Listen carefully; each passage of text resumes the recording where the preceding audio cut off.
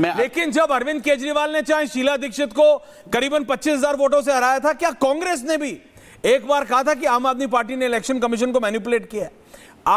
आप दिल्ली में जीतते रहे, बीजेपी देश में जीतती रही, देश में नरेंद्र मोदी का डंका बजता रहा, लेकिन दिल्ली के विधानसभा चुनाव में आम आदमी पार्टी जीतती रही। हाँ या ना?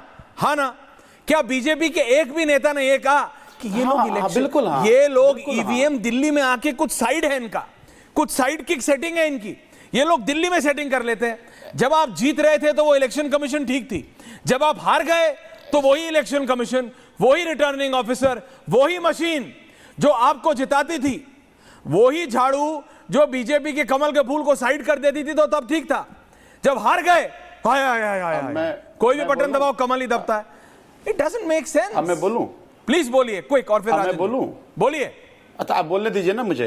हाँ तो बोलिए ना। मैं यही तो कह रहा हूं कि क्या 3 चुनाव हमने जीता, और मुझे लगता है आजादी के बाद में आज तक पहली बार आम आदमी पार्टी ऐसी थी, लगातार 2 चुनाव में 50% से ज्यादा मत मिले। यही तो मैं कह रहा हूं। इन्होंने तमाम आरोप प्रत्यारोप लगाया, इन्होंने क्या क्या नहीं किया, सबोटेज करने की कोशिश करी, दंगा कराया दिल्ली में, लेकिन चुनाव नहीं हरा पाए। फिर लगा कि चुनाव हराना है तो जब तक हम वोटिंग में सेटिंग गेटिंग नहीं करेंगे चुनाव नहीं जीता जाएगा। मैं तो आंकड़े दे रहा हूं, मैं आरोप नहीं लगा रहा, मैं आंकड़े दे रहा हूं, मैं बूथ नंबर बता रहा हूं। बताइए, एक बूथ पे 600 वोट कट जाना, 3 साल में 58,000 वोट कट जाना, मैं तो सारे डेटा देके बता रहा हूं, मैं आरोप थोड़े लगा रहा हूं। ये भी है तो क्यों नहीं जांच करूं? मैं देता हूं एफिडेविट पे, भारतीय जनता पार्टी 4 राज्य जीती थी। अरे अगर 4 जीत रहे, संजीव जी समझिए ना, कब तक फटाबाज आप बजाएंगे? दशहरा आने वाला है, वैसे आप बात नहीं समझ रहे। बारिश आ गई है, लोग वैसे ही परेशान है, सारे रावण भीग गए, आप उसी बात को बजाए जा रहे हैं। आप बात समझिए। नहीं, ऐश्वर्या की बात नहीं है। 2022 में उत्तराखंड कौन जीता, यूपी कौन जीता, गोवा कौन जीता? आप मेरी बात समझिए। अगर इन्हें करना ही था तो पंजाब भी हरा देते आपको। कैसे जीता गया दिल्ली? कैसे जीता गया दिल्ली? कैसे जीता गया? मैं आप सुन लीजिए ना। अब जब मैं फैक्ट की बात कर रहा हूं तो आप डेविएट कर रहे हैं, फिर डाइवर्ट हो रहे हैं। मैं केवल यह कहना चाह रहा हूं कि भारतीय जनता पार्टी वोटों की चोरी कर रही है। ये हमने तो मैं भी तो यही कह रहा हूं माननीय विधायक जी, पूर्व या प्रेजेंट। दिल्ली में हम सबूत देकर दिखा रहे हैं। तो हम तो कि अगर चोरी करनी थी तो पंजाब भी जीत जाते। अच्छा ठीक है, you are stuck on this. Sudhanshu Trivedi will reply. I don't have time to have a debate one on one with you today. Rajkumar Rajan ji, RJD, your point, और फिर सुधांशु जी दोनों को जवाब दे रहे हैं। राजन जी, इलेक्शन कमीशन, देखिए मैं पर्सनली नहीं मानता, मैंने आपको बताया पहले दिन भी, अगर इतना ही चोरी और सीना चोरी करनी है तो पंजाब में 22 में आपको क्यों जीतने देते? मेरा पर सिंपल सवाल है, फैक्ट ही है ना। राजन जी, आरजेडी।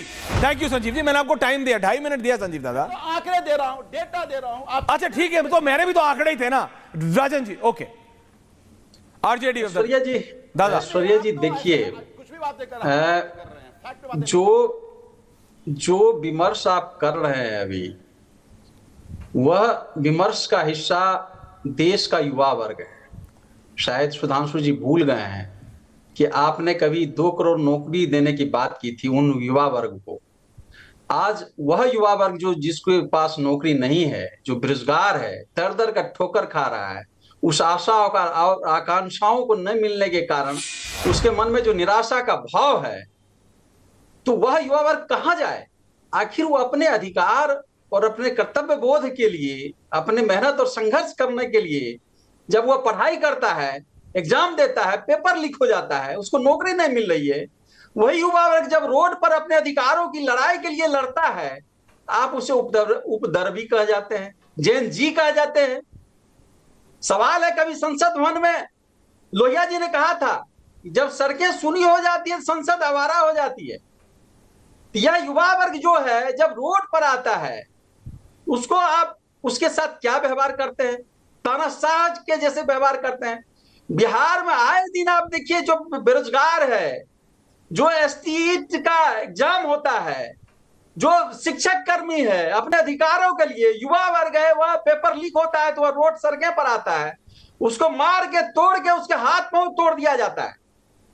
यह जो तानाशाही है, बिहार देश का सबसे युवा वर्ग है। आपने देश के अंतर्गत 85 केंद्रीय विद्यालय खोला, 28 नवोदय विद्यालय खोला, बिहार में एक भी केंद्रीय विद्यालय और नवोदय वाले विद्यालय नहीं दिया है इन 11 सालों में। आखिर युवा कहां जाए, अपने अधिकार के लिए कहां जाए? कहां जाए? जब वो लड़ता है, जब वो रोड पर आता है अपने अधिकार के लिए, तो उसको आप मारते पीटते हैं। देखिए आज ही सुप्रीम कोर्ट जो विजुअल्स करो, लिस्ट जारी हुआ है, सुप्रीम कोर्ट तक जाने तक 65 लाख वोट काटे जा रहे थे। जो नई वोटर लिस्ट आई है उसमें 68.5 लाख हो गया है। अब जरा सोचिए, और 21.53 लाख नए वोटर जोड़े गए हैं। भैया ये कौन सा जादू आप कर रहे हैं? देश परेशान है आपके इस जादू से। ओके राजन जी, सुधांशु जी, कौन सा षड्यंत्र चल रहा है? ओके, आरजेडी एंड आम आदमी पार्टी, संवैधानिक संस्थाओं पर जिस ओके राजन जी, रत्नाकर जी आ रहा हूं, अनुराग जी आ रहा हूं, सुधांशु जी। देखिए, पहली बात तो मैं सारे दर्शकों से कहूंगा कि हमारे विपक्ष के चारों सम्मानित प्रवक्ताओं ने, पुनः मेरी एम्फेसाइज कर रहा हूं, एक बार भी ये नाम नहीं लिया कि ईवीएम में कोई गड़बड़ी थी। जो ये साल भर पहले चीख चीख कर कहते थे ईवीएम में गड़बड़ है, ईवीएम में गड़बड़ है, इसका मतलब इसके लिए यह धन्यवाद। और ये पूरी तरह बेनकाब हो गए कि झूठा आरोप ये कई वर्षों तक लगाते रहे, एक ने भी ईवीएम गड़बड़ की बात नहीं कही। अब नया आइटम आ गया ना। दूसरी बात कहता हूं भाई, बेरोजगारी की बात हमारे राजद के प्रवक्ता महोदय कह रहे थे, तो अब देखिए एक हास्यास्पद बात है, मैं कोई व्यक्तिगत ना ले इस बात को। इनके नेता की क्वालिफिकेशन तो वो है कि जो अगर होते तो कौनो नौकरी नहीं मिलती, क्योंकि क्लास 4 की भी मिनिमम क्वालिफिकेशन 10वीं पास है, यानी चपरासी की नौकरी के लिए भी 10वीं पास होनी चाहिए। वो आके युवाओं को स्वप्न दिखाएंगे कि कैसे नौकरी पानी है और हमें क्या करना है। मुझे लगता है इससे ज्यादा छलावा दूसरे के साथ नहीं हो सकता।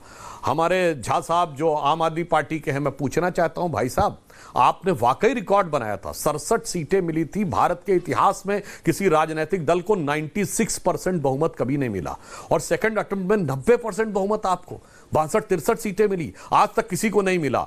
पर आप ये क्यों भूल जाते हैं, उसी समय आपने ये भी रिकॉर्ड बनाया, लगातार 3 लोकसभा चुनाव में 14, 19 और 24 0 0 0। 2024 में तो आप कांग्रेस दोनों मिलकर लड़ लिए तो भी 0। तो ऐसा क्यों हुआ? देश की जनता समझ के वोट देती है। और जो आपके साथ हुआ, आपने कहा 58,000 लोगों के वोट कटे, आपकी बात तो 58,000 लोगों ने कंप्लेन किया कि मेरा वोट गलत कटा है।